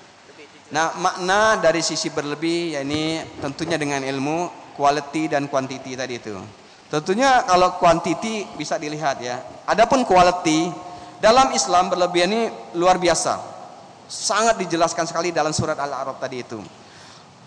Kaidah kesehatan klasik At-Tibbun Nabawi, bila mana berlebih itu keluar kaidah alamiahnya. Menambahkan sesuatu yang bukan alamiahnya ini dikatakan berlebih. Contoh, Bapak ingin makan jambu merah, Bapak tambahkan yang lainnya, menurut Bapak berlebih enggak? Apa yang lainnya? Kurang manis. Pengennya manis, karena kan memuaskan tadi itu, yang hawa nafsu tadi itu. Nggak enak kalau teh manisnya nggak terlalu manis, kalau manisnya manis jambu kurang nendang katanya gitu ya. Nah berlebihnya demikian, menambahkan sesuatu itu berlebih. Ketika jambu ini ketemu dengan gula, Yang ini bisa dicerna, namun yang ini lambat pencernaannya. Karena proses. Kalau contohnya kalau Bapak bikin gula itu dari tebu, betul nggak Pak? Atau dari aren? Atau dari yang lainnya mungkin ada stevia dari daun, stevia ada, bagus itu. Dan kami sudah konsumsi gula itu dan sangat luar biasa manfaatnya. Kalau kita membuat gula tebu itu dipanaskan akan jadi warnanya apa Pak? Kuning atau agak bronze, kecoklat-coklatan. Tapi kenapa yang Bapak terima warnanya putih? Ditambahkan apa coba Pak? Nah, itu yang dimasukkan berlebih. Contoh yang lain lagi, minyak goreng. Kalau minyak ini tidak dipakai, dia akan basi, berbau. Baunya nggak enak, tidak sedap. Tengi kalau bahasa Melayunya ya. Coba Bapak bikin minyak kelapa, didiamkan beberapa hari. Adapun minyak saat ini yang Bapak beli, apakah seperti itu? Tidak. Kenapa? Mungkin ada menambahkan sesuatu. Karena kami dalam Tibun Nabawi tidak belajar filsafat, kandungan dan lain sebagainya, bahan kimia ini ilmu-ilmu Yunani, ilmu-ilmu di luar ilmu kami. Adapun itu mungkin ada ilmu tersendiri. Nah, bila mana sesuatu ini ditambahkan, itu dinamakan berlebih. Bila mana Bapak ingin makan pisang, makan saja pisangnya. Bila makan buah apel, jangan ditambahkan yang lainnya. Itu maksudnya tidak berlebih. Bapak pengen makan ikan, ikannya dipindang, berlebih enggak? Tidak, masih kaidahnya masih sederhana. Bapak makan ikan dibakar, berlebihan enggak? Tidak. Kalau di luar itu mungkin dimasak yang aneh-aneh gitu ya, berlebih enggak? Ya sangat berlebih. Nah, inilah yang dicontohkan oleh nenek moyang kita, demikian. Saya tidak bisa jelaskan karena ini menyangkut masalah adab dalam penjelasan. Kalau mau masalah detailnya konsultasi secara pribadi, karena ini menyangkut banyak yang hal-hal yang di luar tidak bisa kita jelaskan. Jadi adab ya, ada adab dalam menjelaskan. Nanti kalau bertanya secara pribadi saya rincikan, sangat rinci, tapi jangan dipublikasikan juga ya, tidak baik, ini tidak adab juga. Cukup untuk ilmu pengetahuan kita, bagi yang mengetahuinya ya tahu, bagi yang tidak ya nanti mungkin kapan-kapan bisa tahu, karena ada kaidah dalam menjelaskannya. Nah, ini ada prinsip-prinsip yang harus kita jaga. Thayyib, kita jawab pertanyaan yang di sini ada di pertanyaan. Bismillah. Disebabkan oleh apa penyakit wasir itu? Apa bisa sembuh total dan bagaimana cara mengatasinya? Masya Allah, pertanyaannya bagus Pak ya. Wasir sebenarnya di pengobatan Tibun Nabawi itu bukan nama penyakitnya. Biasanya keluhannya, keluhan yang dirasakan. Ada benjolan, BAB berdarah, itu keluhan. Nama penyakit ini bukan menamakan Tibun Nabawi ini. Tibun Nabawi tidak mengenal wasir ya. Kalau ditanya di luar sana mungkin kenal dengan wasir ya. Tapi saya ya karena sering sosialisasi tahulah wasir itu seperti apa gitu ya. Intinya maksudnya itu gitu kan ya, wasir, tapi kami tidak mengenal. Adapun yakni mungkin keluhannya saja, seperti ada benjolan di tempat pembuangan akhirnya, anus rektum, atau di pembuangan yang terakhirnya ya. Adapun sering BAB berdarah, mungkin itu yang dimaksudkan. Nah, ini disebabkan oleh energi tihalnya lemah.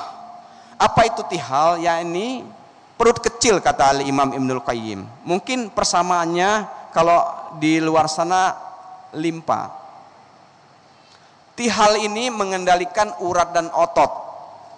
Semua urat, berarti alat gerak termasuk dikendalikan oleh tihal. Kalau Bapak lemes, pegel, letih, lesu loyo, berarti tihalnya bermasalah. Perut kecilnya bermasalah. Adapun perut kecil ini mempunyai energi atau daya, tenaga, di mana tenaganya ini naik ke atas. Bila mana dia lemah akan turun. Terjadilah tadi ini. Pertanyaan yang tadi ini, kenapa dia bisa demikian? Banyak faktor. Akibat panas berlebih. Kenapa dia bisa panas? Karena pola makannya. Dia selalu mengkonsumsi makanan. Bisa jadi makanan itu berlebih dari sisi kualitinya. Contoh, suka sekali dengan makanan-makanan yang lembab. Yang lembab nih kategori ilmu klasik dikatakan yakni yang tidak tercerna, terurai dengan baik. Makanan itu tidak terurai dengan sempurna. Apa kira-kira yang lembab? Tidak diurai dengan sempurna. Kalau buah gampang terurainya. Kalau beras gampang. Kalau yang lainnya di luar itu mungkin susah, ya. Daging agak lama tapi masih bisa diurai. Kalau dibuat yang aneh-aneh baru dia agak susah ngurainya. Timbunan makanan yang tidak terurai dengan sempurna, airnya melemahkan energi vital tihal tadi itu. Bila mana dia lemah, maka makanan itu menumpuk, akan terjadi panas. Bila mana panas, terjadilah susah BAB, susah buang air besar. BAB-nya berdarah dan waktu demi waktu maka terjadilah penyakit ini. Bagaimana cara apakah bisa sembuh? Tadi kaidahnya, tidaklah Allah menurunkan penyakit, Allah turunkan obatnya. Ini kaidah Pak ya. Harus kita yakini ini karena hadis sabda Nabi Shallallahu Alaihi Wasallam. Tapi ada keilmuan yang ditutupi oleh Allah buat manusia, karena itu haknya Allah. Boleh, karena kesembuhan bisa dilihat namun tidak bisa dibuat. Namun secara keilmuannya ada obatnya, yakni dengan menguatkan energi tihal. Tihal ini suka yang manis, tapi bukan manis buatan yang tadi itu. Apa kira-kira yang manis? Kurma. Manis tidak? Manis. Berarti itu bisa dijadikan obatnya. Madu manis, kacang hijau, buah apel, nasi disifati manis. Telur manis juga. Telur itu manis dan empuk. Kita kan nggak belajar kandungannya, sifat dan karakternya. Telur itu manis, berarti energi, sumber tenaga, tonik, menguatkan. Makan telur. Tapi kalau telurnya cara masaknya salah, maka dia bermasalah nantinya. Bapak goreng dengan minyak goreng misalnya ya, misalnya ini ya. Tapi bukan berarti nggak boleh ya sesekali. Ini kalau ini udah nanti konsultasi ini sifatnya, baru bisa dirincikan secara detail ya. Makanan lembab itu maknanya yang susah dicerna, susah diurai oleh organ kita. Bila mana tidak terurai akan jadi apa? Penumpukan. Bila mana terjadi penumpukan akan membusuk. Bila mana membusuk, ini tadi kaidah yang ketiga, merusak materi badan kalau tidak dikeluarkan. Berarti harus dikeluarkan dengan cara mengosongkan materi badan. Berpuasa boleh, makan makanan yang gampang dicerna boleh. Tadi itu sifat tihal menyukai yang manis. Kapan dia sukanya yang manis? Pada pagi hari, yaitu antara jam 6 sampai jam 9 pagi. Jadi ahsannya bapak dan ibu pada pagi hari itu makan yang manis, karena energi tihal itu lagi berfungsi dengan maksimal. Lagi piket organ tihal ini, lagi jaga dia. Jam 7 atau jam 6 sampai jam 9 pagi. Jadi kalau sarapan, nasi boleh nggak? Boleh karena manis. Nasi dengan telur boleh nggak? Boleh karena telur manis. Cuman larangannya jangan berlebih. Minum madu boleh nggak? Boleh. Makan buah apel boleh nggak? Boleh karena manis. Sesuatu yang sifatnya manis boleh dimakan. Biji-bijian hampir semua manis, gandum dan semua. Kurma manis boleh sarapan dengan kurma, ahsan. Berarti nanti untuk menguatkan pertama organ tihal ketika berbuka puasa berarti yang manis. Hadis Rasulullah Shallallahu Alaihi Wasallam ketika berbuka puasa Rasulullah selalu dengan rutop. Bila mana tidak ada rutop dengan tamar. Bila mana tidak ada tamar dengan minum air putih. Kenapa? Mendinginkan air putih itu untuk menguatkan al-quwah. Al-quwah artinya hibzul siha. Hibzul siha untuk beribadah kepada Allah. Tadi itu landasannya Al-Baqarah 184 tadi itu. Nah ini kaidahnya Pak ya. Jadi berbuka puasa nanti terserah Bapak, punya rutop silahkan, punya tamar silahkan, air putih silahkan, buah semangka silahkan, buah apel silahkan, yang manis-manis tadi itu ya. Tapi kalau menuju ke dalil Rasulullah tadi, kurma, rutop, tamar dan air putih. Setelah itu baru makan buah semangka, sangat menyejukkan sekali. Bukan makan yang apa itu yang biasa dimakan nggak? Walau alam ya. Panjang kalau dijelaskan itu. Jadi Obatnya apa tadi? Makan makanan yang manis. Manisnya apa? Bukan manis buatan, manis yang alami. Ini obat dari penyakit yang ditanyakan tadi ini. Baik ya. Di samping tidak makan dan minum berlebih, itu kaidah utama sekali. Kalau makan minum berlebih, tihalnya akan terbebani dan energi vitalnya menambah lemah. Bukannya wasir, bisa hernia, bisa prolapsus, turun beruk kalau kata istilah orang ya. Hernia dan macam-macam. Semua yang turun-turun tuh akibat ini tadi itu. Makan dan minumnya yang berlebih tadi itu. Selanjutnya apa saja penyakit perut dan bagaimana cara mengobatinya? Banyak sekali penyakit perut ini ya. Bisa mules, diare, bisa tukak ataupun luka, bisa saja kembung dan lain sebagainya. Jadi bagaimana cara mengobatinya? Tadi merujuk ke surat Al-A'raf. Ya, makan dan minum dan jangan berlebih. Adapun tihal menyukai yang manis ya.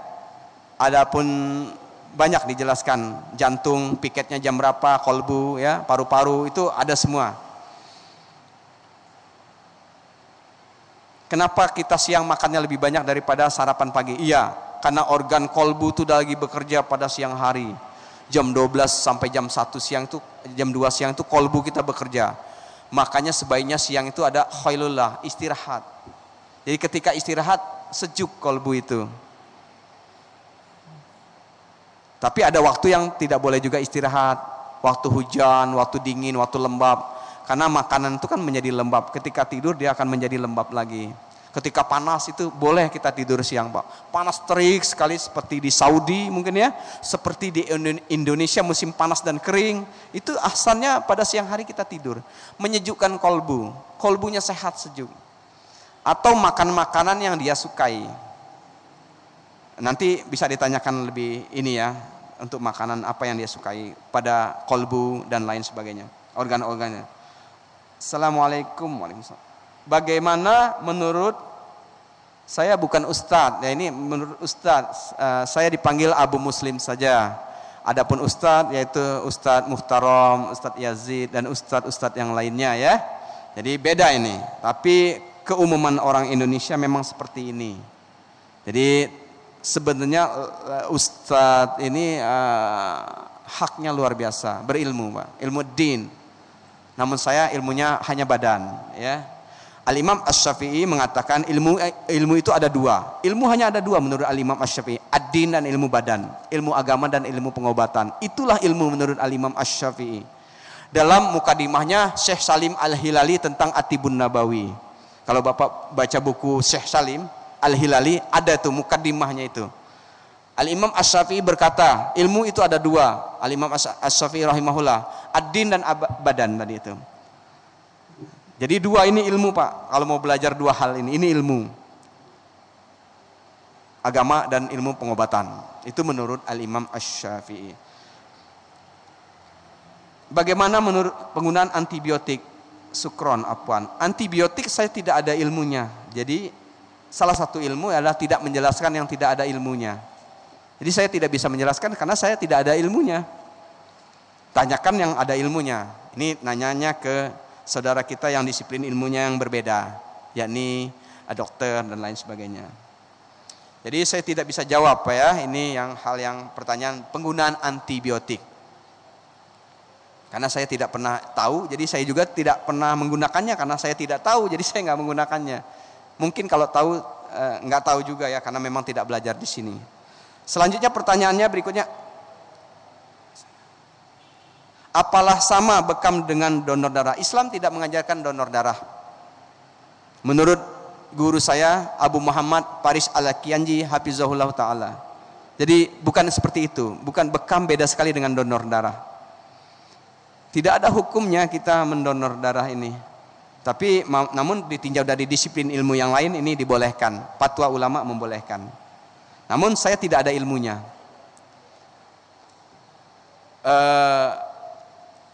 Beda ya Pak ya. Al-hijamah itu berbekam, syaratnya ada dua hal. Tadi itu udah kita bahas. Pertama, damun bihajah, darah bergejolak, dan selanjutnya tabayyub. Darah membeku atau menggumpal akan damun bihajah, akan menuju damun bihajah. Gejalanya apa tadi itu? Kalau tabayuk nih sering pegel-pegel ya, aduh kayaknya nggak enak tuh. Nah, hati-hati. Kita perhatikan surat Al-A'raf lagi tadi yang di awal tadi itu. Mungkin makannya udah kebanyakan.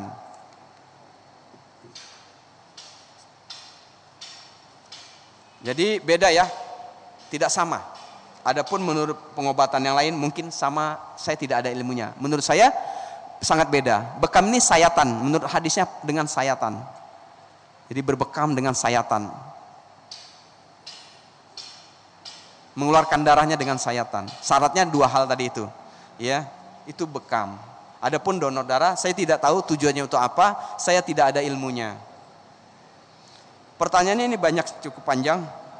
Mohon lebih dijelaskan tibun nabawi yang merupakan kekhususan Rasul dan untuk penduduk Hijaz. Adapun kekhususan untuk Nabi banyak hadisnya. Hadis Al-Hudri tentang minum madu.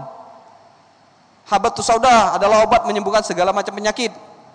Ini kan ya, ruqyah dan lain sebagainya. Banyak sekali hadis-hadis yang menjelaskan khususan untuk Nabi sallallahu alaihi wasallam.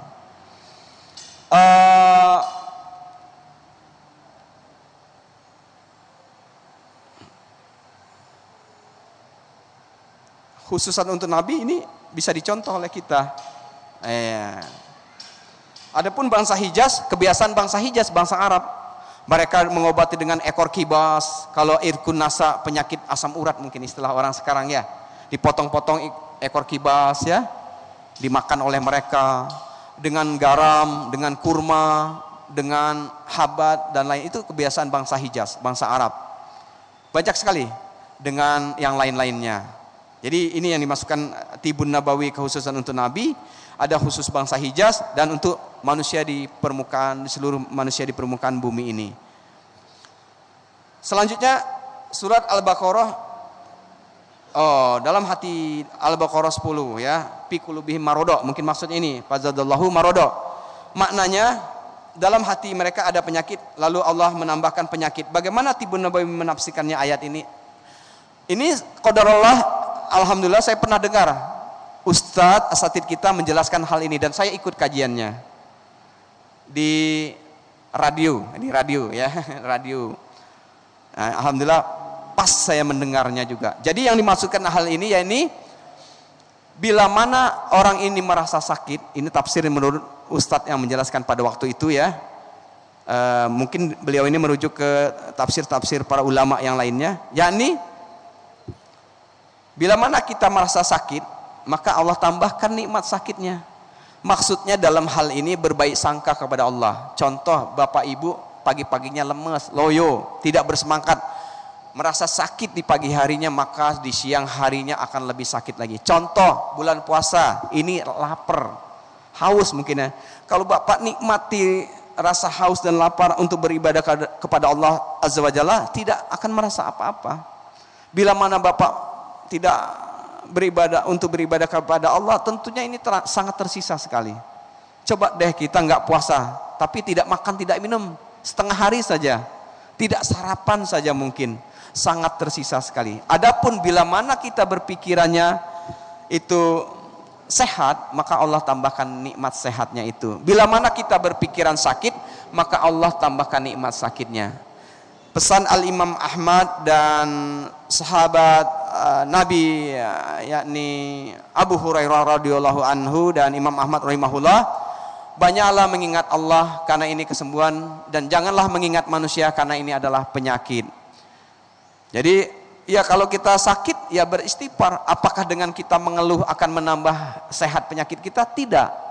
Dengan kita mengeluh panas saat cuaca terik, apakah menambah solusi menjadi adem? Tidak juga. Tapi dengan kita bersabar, dengan kita mencari solusi, nyari pohon atau berdiam di tempat yang sejuk, insya Allah akan mendapatkan kesejukan itu. Maknanya demikian ya. Jadi Allah tambahkan penyakitnya, berbaik sangka, positive thinking. Menurut yang saya dengar demikian penjelasan asatid pada waktu itu. Tapi panjang beliau menjelaskan. Ini rangkuman dari saya saja. Berbaik sangkalah kepada Allah, maka Allah tambahkan nikmatnya. Adapun bila mana kita tidak berbaik sangka, maka Allah akan tambahkan. Karena di dalam kalbu manusia itu ada penyakit. Bila mana ada hasad dan lain iri, dengki, maka Allah tambahkan hal yang demikian. Jadi hati-hati, kolbu kita ada penyakit, maka Allah tambahkan penyakitnya.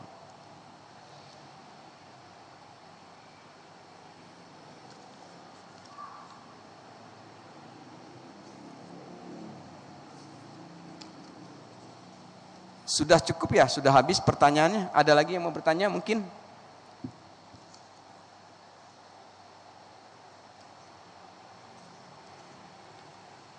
Baik, saya sedikit menutup apa yang saya bicarakan di awal tadi, yakni di surat Al-Mu'minun. Namun ini terjemahannya.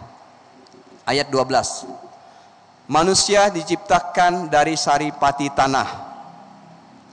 Lalu membentuk tadi itu nutfah, lalu segumpal darah, kemudian segumpal daging, kemudian segumpal tulang belulang, barulah ditiupkan ruh. Nanti 9 bulan baru manusia itu lahir. Ya, bisa 9, bisa kurang ya Pak ya. Adapun kalau manusia itu sakit, pertanyaan kita, dari manakah asal manusia?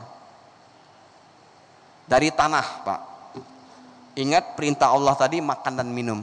Berarti obatnya tanyakan asal muasal dari manusia.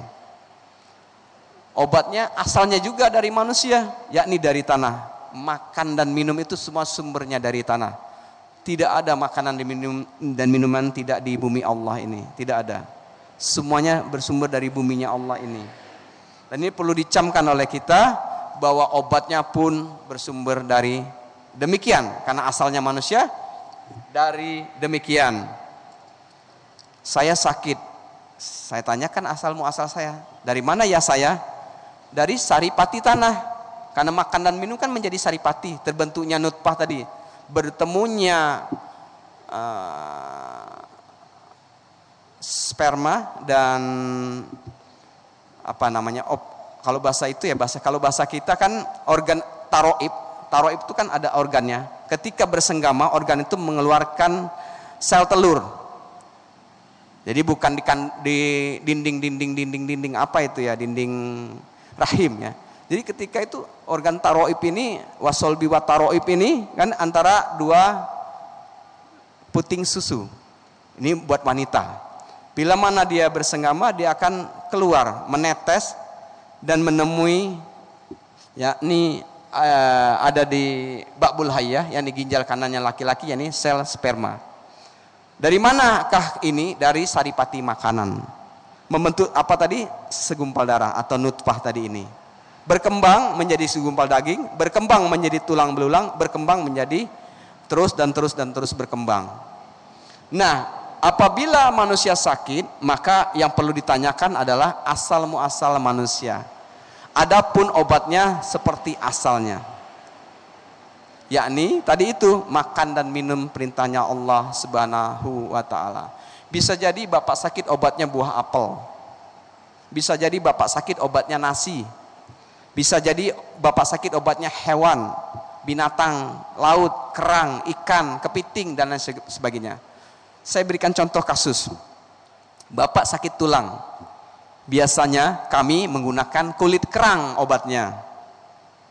Kenapa bisa kulit kerang? Karena kulit kerang itu toniknya kilyah, yakni ginjal. Ginjal mengendalikan tulang. Bila mana menguatkan ginjal, maka dia menguatkan tulang. Ini kaidah ya Pak ya.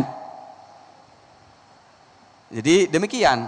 Berarti dari apa? Asalnya manusia. Manusia makan kepiting, makan udang, rajungan dan segala macam ya. Bisa jadi makan nasi. Nasi ini obatnya tihal, menguatkan tihal.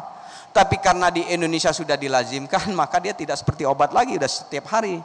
Di Saudi kan tidak makan itu. Jadi ketika dia makan beras ditumbuk, itu obatnya luar biasa manfaatnya. Kacang hijau, kalau Syekh Abdul Razak, Profesor Abdul Razak, Hafizahullah Ta'ala berkunjung ke Indonesia, dia selalu bawa yang namanya kacang hijau. Untuk apa ya Syekh? Untuk obat. Kacang hijau dimakan. Kalau kita kan jadi sarapan pagi setiap hari, sudah kebiasaan, jadi nggak merasa obat lagi udah tiap hari. Ya, semua yang kita makan ini obat. Namun bila mana berlebih sudah tidak menjadi obat lagi. Sederhana Pak obatan itu ya. Baik, jadi berbondong-bondong masyarakat saat ini, ya ini ingin hidup sehat. Hidup sehat secara alami. Di Eropa menggaungkan demikian, di Rusia, di belahan bumi manapun ingin tujuannya sama, sehat secara alami. Alami yang seperti apa? Tentunya kita kaum muslimin ingin mencontoh Nabi kita, panutan kita, uswah kita, yakni Nabi Muhammad SAW. Inilah orang mukmin. Berdasarkan kaidah usul yang tadi sudah saya jelaskan sebagiannya saja. Banyak sekali kaidah usul, yakni sabda Nabi SAW. Di dada manusia ada segumpal daging. Bila mana segumpal daging itu buruk, maka bila mana baik, maka akan baiklah seluruh anggota badannya. Bila mana buruk, maka rusak semuanya. Bila mana rusak semuanya anggota badannya. Ini kaidah usul. Jadi kalau kita memahami dari awal sampai akhir tadi itu, maka tidak perlu lagi yang namanya pengobatan. Ibnu Massawi, seorang Nasoro berkata, bila mana kaum mukmin mengamalkan surat Al-A'raf tadi, maka kami akan tutup semua, katanya gitu. Tutup, Pak, nggak ada yang buka lagi. Rumah sakit, klinik, siapa yang mau beli lagi? Karena sudah jadi sudah sempurnalah kesehatannya itu. Ibnu Massawi pada zaman Sultan Harun al-Rasyid bertanya sama pertanyaan orang Nasoro kepada Hasan bin Husain, cucunya Ali tadi. Ditanyakan lagi zaman Sultan Harun al-Rasyid. Ibnu Massawi seorang dokter pada zamannya. Dokter sangat handal sekali pada zaman Sultan Harun al-Rasyid, ditunjuk sebagai dokternya keistanaan juga. Tapi dia agamanya Nasoro. Namun bila mana katanya kaum mukmin mengamalkan tadi itu, Masya Allah, maka tidak berguna lagi kami ini, katanya. Sangat paham seorang dokter ini, dia sangat ngerti sekali. Bahkan riwayatnya gurunya mungkin Galenos mungkin ya. Yang Galenos ini mungkin pernah belajar sama Nabi Isa menurut orang-orang. Jadi ada riwayatnya juga Nabi Musa dan kesananya ya. Demikian. Nah, jadi berbondong-bondong mereka ingin hidup secara sehat dan alami, tentunya sehat alami yang dicontohkan oleh Rasulullah Sallallahu Alaihi Wasallam itu seorang Muslim sejati, tentunya demikian. Adapun kita tutup, mau bertanya.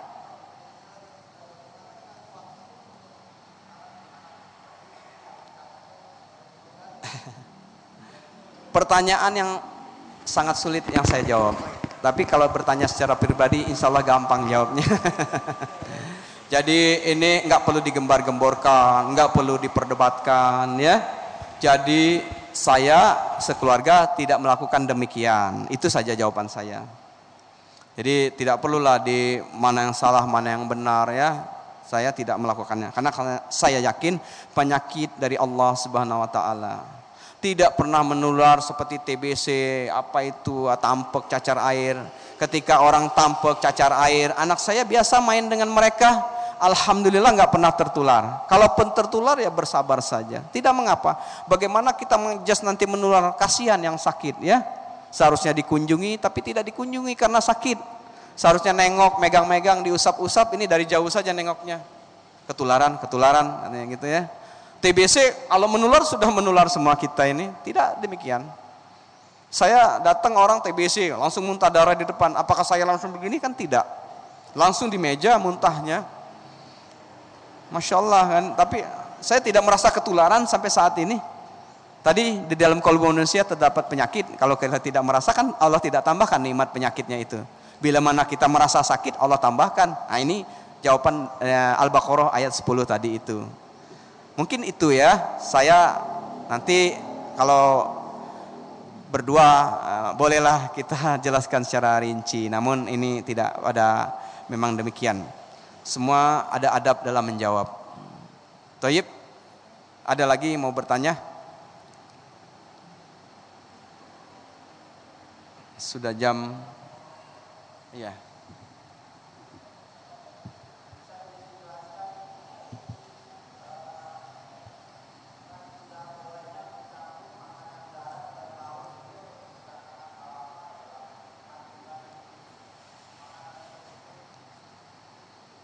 Iya, ini kebiasaan Rasulullah Shallallahu Alaihi Wasallam saja.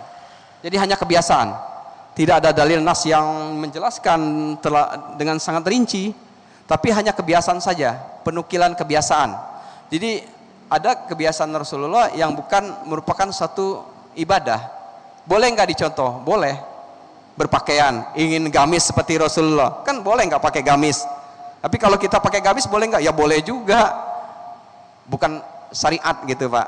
Kalau ini kan syariat ya. Meskipun nggak ada ya diada-adain gitu kan, ya maksudnya ya memang segini adanya gitu ya, nggak dipotong, adanya memang segini, mau diapain lagi kan gitu. Ibadah kan sesuai dengan kemampuan kita masing-masing, tidak ada paksaan untuk ibadah, semampunya ya. Dalilnya demikian mungkin ya. Ya maksudnya itu demikian. Bila mana kita sebenarnya saya lebih ke makan dan minum jangan berlebih. Bila mana kita sudah makan ayam, masa mau makan telur lagi? Berlebih nggak? Berlebih. Ini makna berlebih juga. Makna makan menurut ulama tadi untuk menguatkan tulang, beribadah kepada Allah cukup. Sama tadi itu untuk melanjutkan keturunan. Adapun bila mana bapak bekerja lebih berat, kan ada tadi dalil yang sepertiga tadi itu. Sepertiga makanan, sepertiga udara, sepertiga air. Ini sudah kepepet. Jurus yang paling akhir dan dibolehkan oleh Nabi Shallallahu Alaihi Wasallam, ada hadisnya itu ya. Nah, bila mana bapak makan itu sudah berlebih menurut pengobat klasik demikian. Jadi jangan sampai tahak kita sudah berhenti makan. Nah itu sudah berlebih. Penyakit nggak bisa jadi menjadi penyakit karena kata Al-Imam Ibnul Qayyim tadi itu bila mana berlebih menimbulkan penyakit.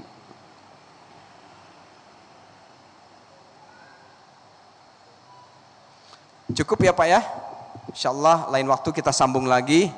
Ini yang bisa saya sampaikan. Tentunya lebih dan kurangnya atau panjang lebarnya dan kesalahan ini adalah dari saya dan dari syaitan, dan tentunya yang baik itu dari Allah Azza wa Jalla.